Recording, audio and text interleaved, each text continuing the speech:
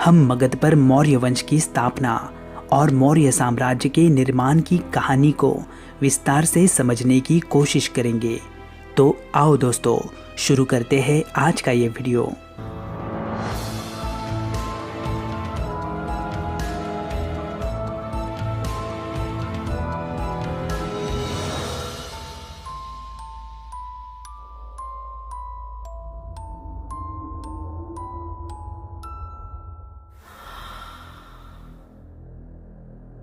दोस्तों, ईसा पूर्व 326 में सिकंदर ने भारत पर आक्रमण कर भारत का पश्चिमोत्तर क्षेत्र जीत लिया, लेकिन मगध पर आक्रमण करने से पहले ही उसके सैनिकों ने आगे बढ़ने से मना कर दिया और सिकंदर को मजबूरन अपना अभियान अधूरा छोड़ना पड़ा।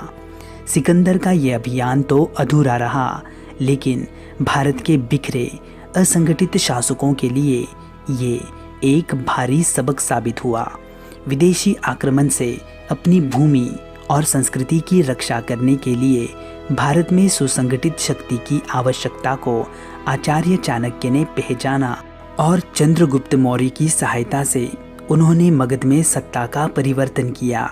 इसी वृत्त पर आधारित चाणक्य और चंद्रगुप्त मौर्य से जुड़ी कई सारी किंवदंतियां आज भी लोगों में प्रचलित है, लेकिन इतिहास की दृष्टि से इस विषय को समझने के लिए हमें समकालीन साहित्यिक स्रोतों को जानना और पुरातात्विक स्रोतों के माध्यम से उनकी पुष्टि करना बेहद ही आवश्यक हो जाता है। इसीलिए अगर हम साहित्यिक स्रोतों की बात करें तो इस काल के संदर्भ में हमें कौटिल्य का अर्थशास्त्र, मेगस्थनीज का इंडिका, विशाखदत्त का मुद्रा राक्षस, बौद्ध ग्रंथ दीपवंश एवं महावंश और जैन ग्रंथों के माध्यम से काफ़ी जानकारी प्राप्त होती है।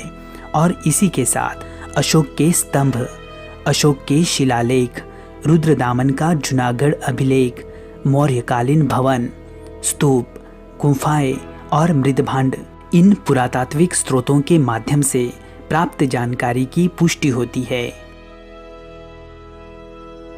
विशाखदत्त द्वारा रचित मुद्रा राक्षस के अनुसार तक्षशिला के आचार्य चाणक्य, जिन्हें हम कौटिल्य तथा विष्णुगुप्त के नाम से भी जानते हैं, उन्हें नंद वंश के आखिरी और अत्याचारी शासक धनानंद ने भरे दरबार में अपमानित किया।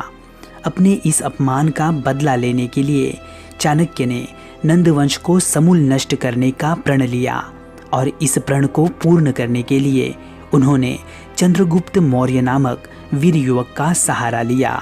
शूद्र कुल में जन्मे चंद्रगुप्त को चाणक्य ने राजनीति की शिक्षा दी और उसी से प्रेरित होकर चंद्रगुप्त ने सैन्य शक्ति का गठन किया। महावंश टीका के अनुसार चंद्रगुप्त मौर्य ने आरंभ में सीधे नंद साम्राज्य के मध्य भाग पर आक्रमण किया, किंतु शीघ्र ही उन्हें अपनी कमियों का पता चला और फिर उन्होंने अपनी नीतियों में बदलाव करते हुए सीमांत प्रदेशों से नए आक्रमण की नीति को अपनाया। उन्होंने हिमालय प्रदेश के राजा प्रवर्तक के साथ संधि करके सर्वप्रथम उत्तर पश्चिमी क्षेत्र अर्थात पंजाब को जीता और वहां पर अपनी स्थिति को मजबूत किया। यूनानी इतिहासकार प्लूटार्क के अनुसार सिकंदर के भारत अभियान के दौरान चंद्रगुप्त ने उसे नंदों के विरुद्ध युद्ध के लिए भड़काया था, तो ग्रीक इतिहासकार जस्टिन के अनुसार 323 ईसा पूर्व में सिकंदर की मृत्यु के पश्चात चंद्रगुप्त ने यवनों के विरुद्ध अभियान को तुरंत ही प्रारंभ किया था। प्लूटार्क ने चंद्रगुप्त मौर्य का वर्णन एंडोकोटस, तो जस्टिन ने चंद्रगुप्त मौर्य का वर्णन सेंड्रोकोटस इस नाम से किया है। इन दोनों इतिहासकारों के विवरण से हमें एक बात का तो स्पष्ट रूप से पता चलता है कि चंद्रगुप्त मौर्य शुरू से ही संपूर्ण भारत को नंदों और यवनों के अत्याचार से मुक्त करना चाहता था और इसी दिशा में आगे बढ़ते हुए उसने 322 ईसा पूर्व में पाटलिपुत्र को घेर लिया और धनानंद को परास्त कर अपने आप को मगध के उत्तराधिकारी के रूप में स्थापित कर दिया। मुद्रा राक्षस में चंद्रगुप्त मौर्य और चाणक्य की इसी राजनीतिक सफलता का अभूतपूर्व वर्णन किया गया है। विशाखदत्त ने इस नाटक में नंद वंश का नाश, चंद्रगुप्त मौर्य का राज्यारोहण, मंत्री राक्षस का सक्रिय विरोध, चाणक्य की सजग राजनीति और अंततः मंत्री राक्षस द्वारा चंद्रगुप्त मौर्य के प्रभुत्व की स्वीकृति का रोचक वर्णन किया है। मगध पर मौर्य वंश की स्थापना करने वाले चंद्रगुप्त मौर्य को मुद्रा राक्षस सहित पुराणादि ब्राह्मण साहित्य में शूद्र कुल का माना गया है, लेकिन बौद्ध तथा जैन ग्रंथों में उन्हें मौर्य क्षत्रिय कहा गया है। 322 ईसा पूर्व में केवल 25 वर्ष की आयु में मगध की राजगद्दी संभालने वाले चंद्रगुप्त मौर्य ने अपने प्रधानमंत्री चाणक्य की सहायता से मगध में राज्य चक्र के सिद्धांतों को लागू किया।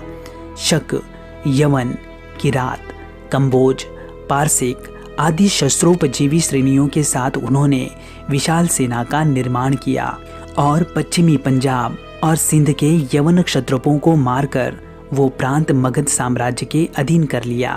प्लूटार्क ने वर्णन किया है कि सेंड्रोकोटस अर्थात चंद्रगुप्त ने 6 लाख की सेना लेकर संपूर्ण भारत को रौंद डाला था, जिस कारण चंद्रगुप्त मौर्य का साम्राज्य हिंदुकुश पर्वत से लेकर उत्तर में कश्मीर, पूर्व में नेपाल बांग्लादेश, दक्षिण में आंध्र कर्नाटक और पश्चिम में सौराष्ट्र तक फैल गया था। चंद्रगुप्त मौर्य के दक्षिण विजय की जानकारी हमें अशोक के अभिलेखों के साथ साथ तमिल ग्रंथ अहनानूर एवं मुरनानूर से प्राप्त होती है। बंगाल विजय की जानकारी हमें महास्थान अभिलेख से प्राप्त होती है, तो सौराष्ट्र विजय की जानकारी हमें महाक्षत्रप रुद्रदामन के जूनागढ़ अभिलेख से प्राप्त होती है। चंद्रगुप्त मौर्य का अंतिम युद्ध सिकंदर के पूर्व सेनापति तथा उनके समकालीन सीरिया के ग्रीक सम्राट सेल्यूकस निकेटर के साथ हुआ।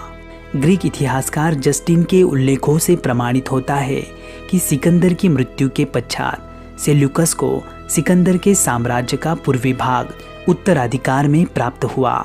इसीलिए सेल्यूकस अब सिकंदर की भारत विजय की अधूरी कहानी को पूरा करने के लिए 305 ईसा पूर्व में भारत की तरफ बढ़ा और सिंधु नदी के किनारे आकर उपस्थित हुआ। किंतु भारत की राजनीतिक स्थितियां अब पहले से काफी बदल चुकी थी। भारत अब एक संगठित और शक्तिशाली शासक के नेतृत्व में आ चुका था। सिंधु नदी के किनारे चंद्रगुप्त मौर्य और सेल्यूकस के बीच युद्ध हुआ और इस युद्ध में चंद्रगुप्त की शक्ति के सामने सेल्यूकस को झुकना पड़ा। फिर संधि हुई और उस संधि में सेल्यूकस को हेरात, कंदहार, काबुल और बलूचिस्तान इन प्रांतों के साथ साथ अपनी पुत्री हेलेना का विवाह भी चंद्रगुप्त मौर्य के साथ करवाना पड़ा। इस संधि के कारण मौर्यों के यूनानियों के साथ पारिवारिक संबंध प्रस्तापित हुए।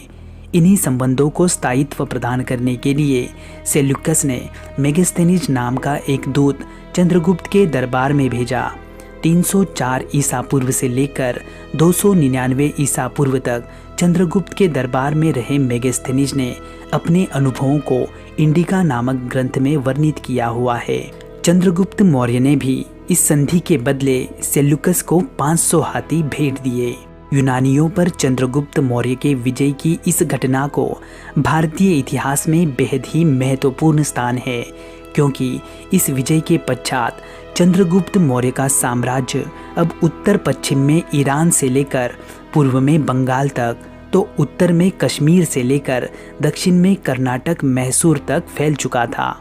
अपने जीवन के अंतिम चरण में चंद्रगुप्त मौर्य ने अपने पुत्र के पक्ष में सिंहासन छोड़ा और वे जैन मुनि भद्रबाहु से जैन धर्म की दीक्षा लेकर श्रवण बेलगोला मैसूर चले गए और वहीं पर 298 ईसा पूर्व में उन्होंने संलेखना उपवास विधि के द्वारा अपने शरीर को त्याग दिया।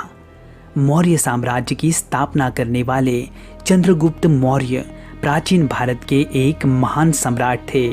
संपूर्ण भारत को एक छत्र के अधीन लाने वाले चंद्रगुप्त मौर्य के पश्चात उनके पुत्र बिंदुसार और बिंदुसार के पुत्र अशोक ने उनके कार्य को आगे बढ़ाया। तो दोस्तों, आपको ये जानकारी कैसी लगी? आप हमें कमेंट में ज़रूर बताइए। वीडियो को लाइक करके अपने दोस्तों में शेयर कीजिए और चैनल को सब्सक्राइब करके बेल आइकन को ऑल नोटिफिकेशंस पर सेट कीजिए ताकि हमारे अगली वीडियो की नोटिफिकेशंस आपको तुरंत प्राप्त हो। तो चलो दोस्तों, मिलते हैं अगली किसी वीडियो में। तब तक के लिए आप अपना ख्याल रखना। जय हिंद।